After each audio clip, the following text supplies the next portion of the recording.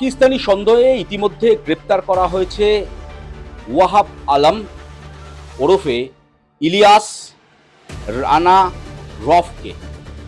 এবং একদিকে যেরকম রানা রফ তাকে গ্রেপ্তার করা হয়েছে, অন্যদিকে পাকিস্তান থেকে ভারতে এসে ভারতীয় নাগরিক হওয়া বা ভারতীয় নাগরিকত্বের প্রমাণ তৈরি করা, অর্থাৎ আধার কার্ড থেকে শুরু করে ভোটার আইডি কার্ড তৈরি করতে যিনি সাহায্য করেছিলেন, এসটিএফ আধিকারিকরা মনে করছেন তিনি হলেন মোহাম্মদ ইজাজ, তপসিয়ার বাসিন্দা। এবং এই মুহূর্তে আমরা তপসিয়াতে রয়েছি এবং সরাসরি মোহাম্মদ ইজাজের যে বাড়ি তপসিয়ায়, সেখানে এই মুহূর্তে দেখা যাচ্ছে বাইরে থেকে তালাবন্ধ রয়েছে।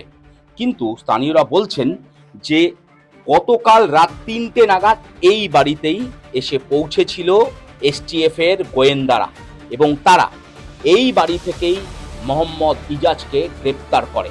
जानते ही नहीं कब लेके गया। कब पता चला? हम लोग को मीडिया आया तब पता चला कि ऐसा बात। पूछा तो पुलिस कि हाँ मेरा पापा को ले गया।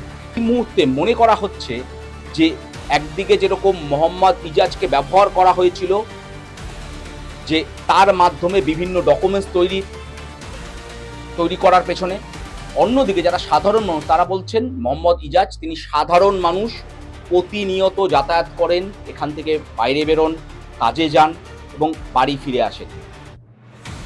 কিন্তু প্রশ্ন হচ্ছে সাধারণ মানুষ, এবং শুধু তাই নয়, স্থানীয়রা বলছেন যে তিনি জুতোর যে কারখানা সেখানে কাজ করেন, তার স্ত্রীও সেখানে কাজ করেন, তার দুটি মেয়ে একটি ছেলে সন্তান রয়েছে, তারাও কাজ করেন।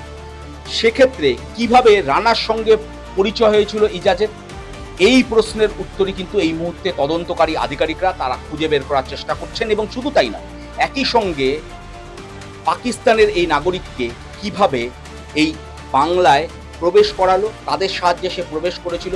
ইতিমধ্যে জানা যাচ্ছে যে নেপাল হয়ে 2012 সালে ভারতে প্রবেশ করেছিল সে, কিন্তু তারপরে কলকাতায় থাকা এবং কলকাতা থেকে আইএসআই এর বিভিন্ন এজেন্টদের কাছে বিভিন্ন তথ্য, ভারতীয় সেনা, ভারতীয় নৌসেনা, ভারতীয় রেলওয়েজের একাধিক তথ্য আইএসআই এর কাছে পাঠাতো এই রানার যেরকম সরাসরি আইএসআই এর সঙ্গে যোগাযোগ ছিল, মোহাম্মদ ইজাজের কি আদতেও ছিল, এই নিয়ে কিন্তু প্রশ্ন রয়েছে। আর সঙ্গে রয়েছে যে মোহাম্মদ ইজাজকে কিভাবে ব্যবহার করেছিল এই রানা। শুধু তাই নয়, এই রানা ছাড়া মোহাম্মদ ইজাজকে আরও বেশ কয়েকজনকে এরকম ভারতীয় নথি তৈরি করতে সাহায্য করেছিল।